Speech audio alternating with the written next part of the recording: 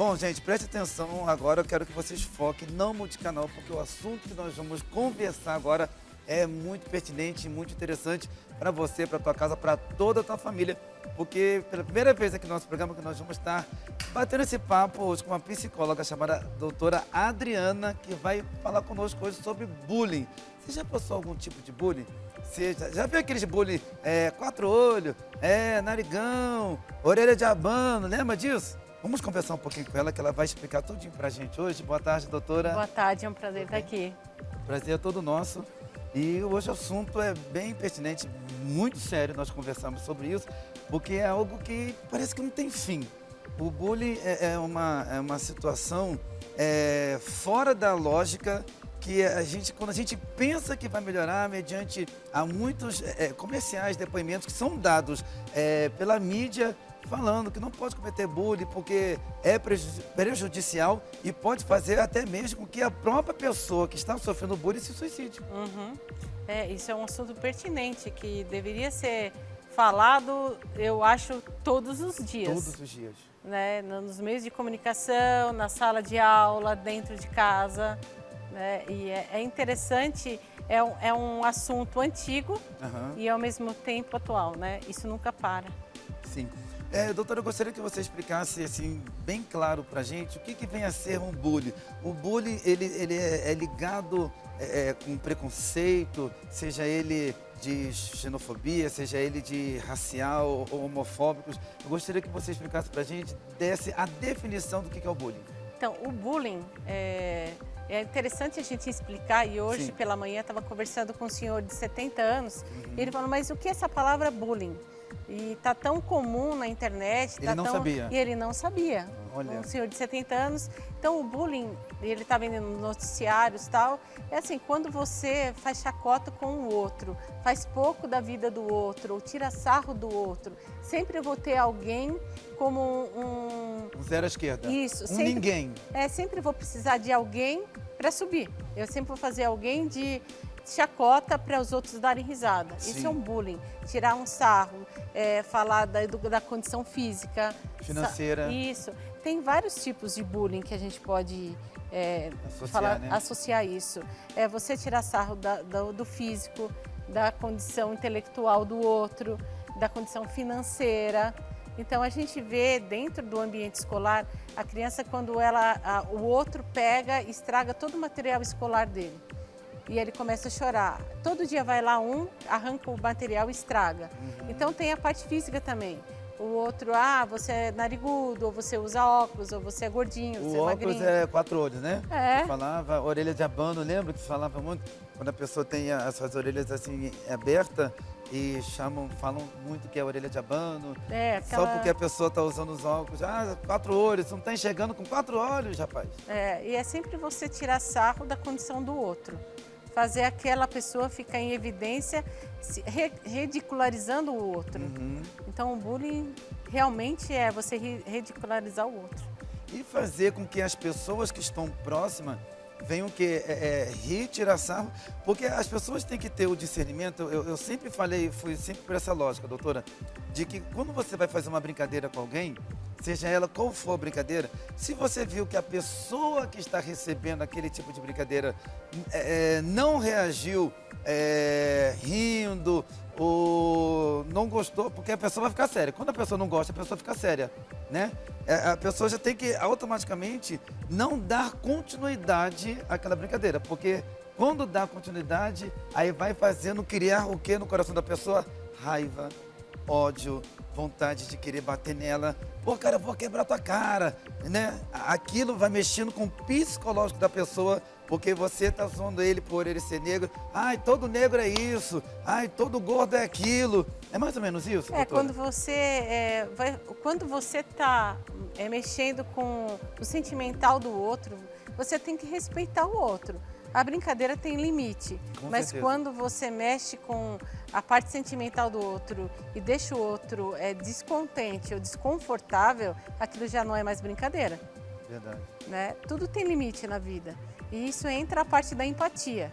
O que eu não quero para mim, eu não quero para você. Com certeza. Então, você vê... E sabe o que é interessante, a gente precisa falar?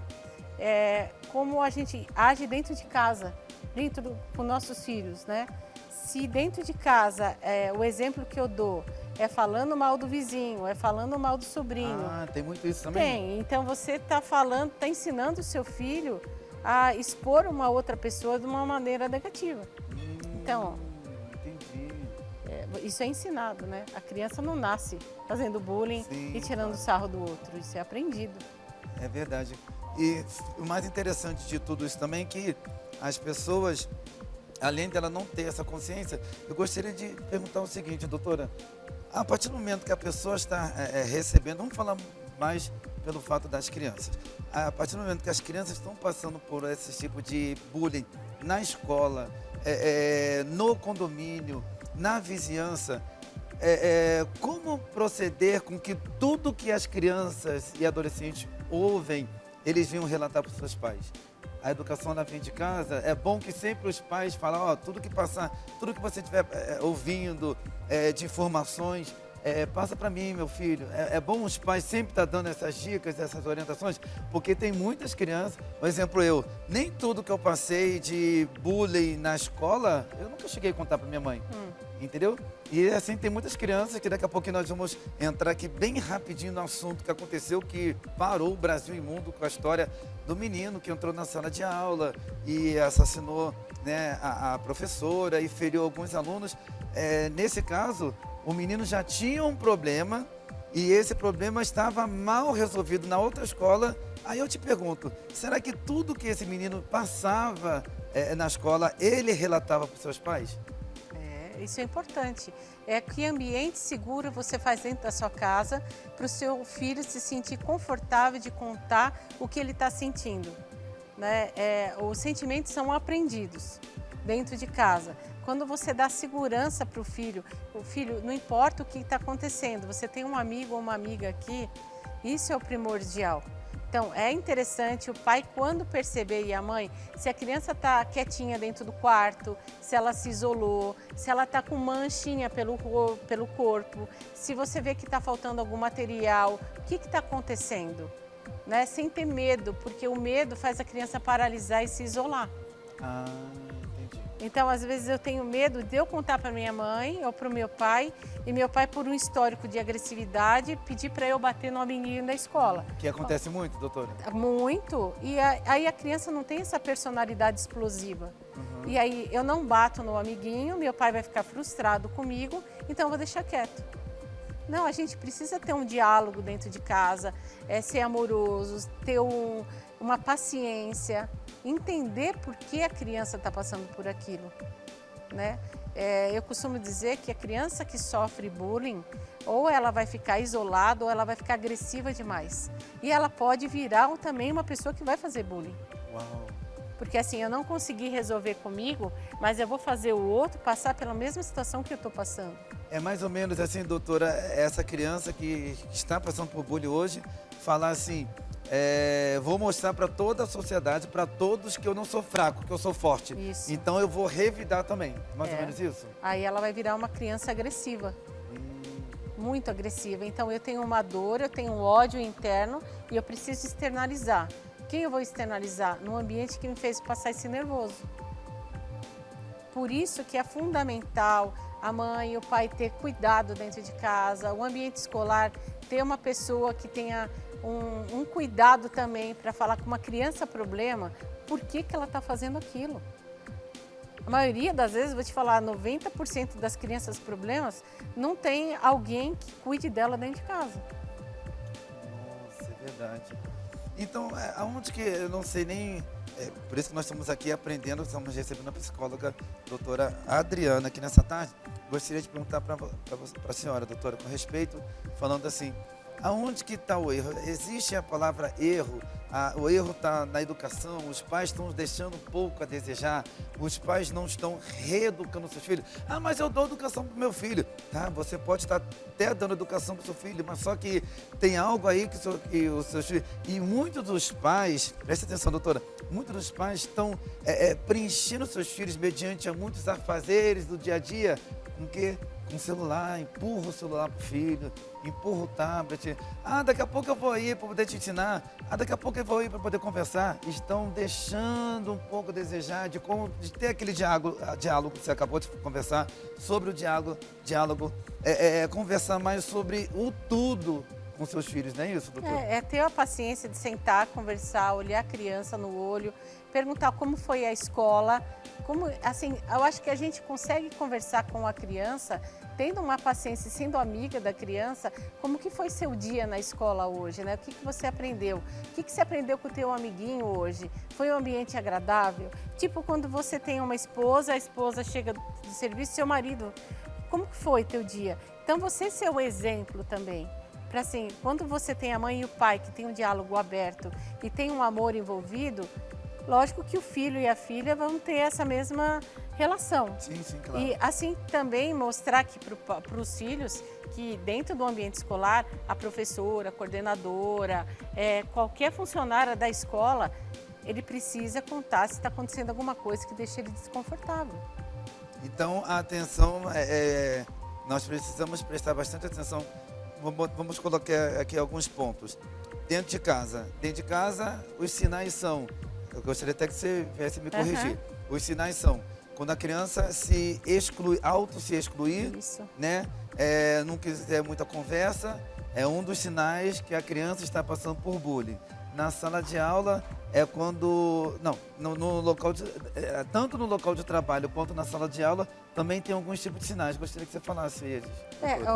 A gente fala da criança dentro do ambiente escolar, ela também vai caindo o rendimento dela, as notas vão ficando assim, vão diminuindo. Dentro de casa ela vai ficando isolada, ela vai ficando mais quieta, ela vai ficando entristecida. Uma criança que é alegre e é desenvolta, E do nada ela começa a ficar quieta, ela não quer mais ir para a escola, ela começa a chorar para ir para a escola. Então tem alguns fatores que a mãe e o pai, se estiver atento, vai perceber. Não pode deixar a desejar, né? Não. A criança saudável, ela vai ser peralta, ela vai brincar, ela vai querer fazer lição, não vai querer, mas é uma criança saudável. Quando você perceber que a criança já está se isolando e está se entristecendo, já é um momento de falar, o que está acontecendo? Tá iniciando um processo. Um processo aí muito complicado, que se os pais não ficarem atentos a partir de ontem, podemos falar assim, a própria criança jovem ou então um adulto possa vir Vale ressaltar que a criança começa a ter a percepção do bullying com 6, 7 anos de idade, quando ela começa a separar a mãe do pai, ela e o outro, quando ela começa a ver a diferença, ela começa a perceber se ela faz parte daquele grupo ou não. Então, desde pequenininho, você vai perceber como que a criança vai evoluindo. Por isso que é legal a gente conversar com os filhos desde a pequena fase, porque vai ser muito mais fácil na adolescência. Da criança. O adolescente ainda tem um problema. Ele tem aquela fase da discórdia, né? O pai não sabe nada, a mãe não sabe nada e eu sei tudo. Só que aí ele vai se fechar e é muito perigoso na adolescência o bullying. Nossa, você falou algo interessante, porque na fase de criança, as crianças elas têm um costume de, um exemplo, você falou agora 6 anos de idade, vai que tem um irmãozinho de 2, tudo bem que a mãe, né, e o pai estão dando mais amor, mais atenção para a formação daquela criança de 2 anos. Mas aí não pode esquecer que você também tem um primogênito de 6 anos de idade, você não pode rejeitá-lo porque ele vai sentir. Comparação não podemos fazer aquela comparação e querer, né, entre aspas, bajular, agradar mais a um do que a outro. A mesma coisa é na sala de aula, a mesma coisa é no seu convívio diário. Agora, quando o bullying já vem no adulto, gostaria que você falasse um pouquinho sobre. Nossa, doutora. isso é muito importante a gente falar na fase adulta. Muitas pessoas sofrem bullying dentro da profissão, dentro da faculdade também. Então, às vezes, a pessoa tem alguma dificuldade de aprender alguma determinada coisa e sempre houve alguma chacota. Teve até aquele episódio das meninas na faculdade que tiraram, falaram da moça de 40 anos. De 40 anos que não sabia o que era Google, não foi? Acho que era isso é um bullying. Gente, que absurdo. Isso é um preconceito com o etarismo. Então, essa faixa, o ruim na fase adulta é eu acreditar no que o outro está falando, eu me fechar, eu me entristecer e eu me adoecer. Você sabe que o Brasil é o 4º país que mais tem casos de bullying? Do mundo? O Brasil é o 4º país. Uau. E aí eu te falo, onde está a empatia?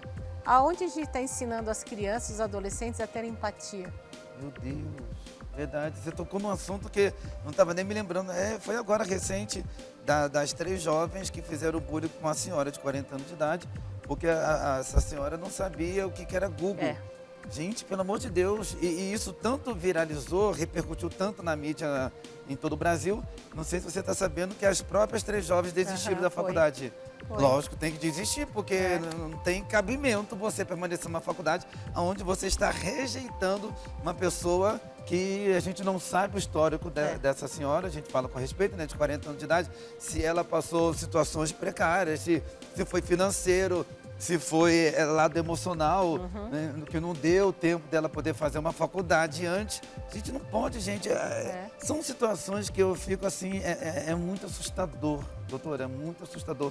A cada dia que passa é relatado em todas as mídias de internet, de televisão, de rádio, concernente a isso. Não podemos fazer julgamentos, pré-julgamentos. Só quem julga é Deus. Está lá, Mateus capítulo 7. Não julgueis para que não sejais julgados. Só quem julga é Deus. Só Deus que pode nos condenar. E fica essas pessoas julgando uma com a outra. Xenofobia, homofobia, preconceito racial. Gente... Não, e as redes sociais? A gente esqueceu de falar disso também, porque como o bullying está acontecendo dentro do grupo de WhatsApp, onde expõe alguém com uma foto, onde colocam foto de alguém da família, e aí começam a tiração de sarro e a pessoa não está lá para se defender. Isso dá caso de polícia também, porque você fazer bullying com as pessoas dentro de grupos sociais, de redes sociais, dá cadeia também, isso é lei. Então, as pessoas precisam saber que elas podem ser punidas por aquilo que elas fazem, né? A criança tem também a instituição do adolescente, da criança e do adolescente, que também tem as regras que as pessoas precisam aprender a cumprir. E a gente pouco se fala, né? É verdade.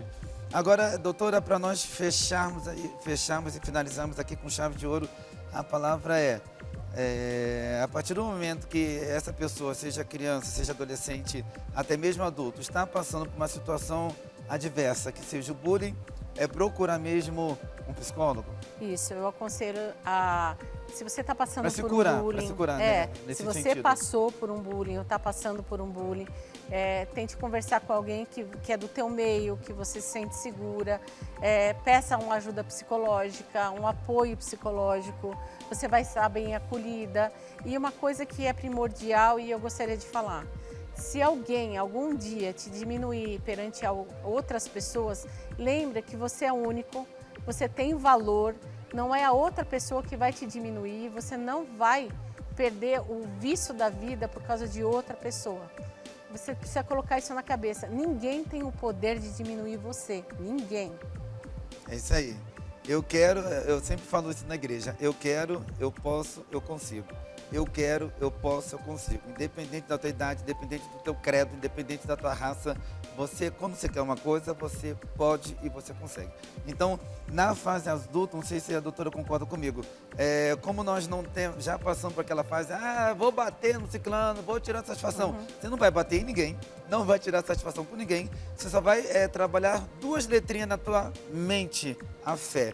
Né? Porque a fé é o fim fundamento das coisas que não se vê e prova daquela que se espera. Então, exercita você adulto aí, meu amigo, você que está com seus 25, 30, 40, 50, independente da tua idade, exercite a fé e vai embora, porque Deus é contigo. Se você aguentou até hoje, é porque você foi capaz de superar todos os obstáculos da vida. Isso.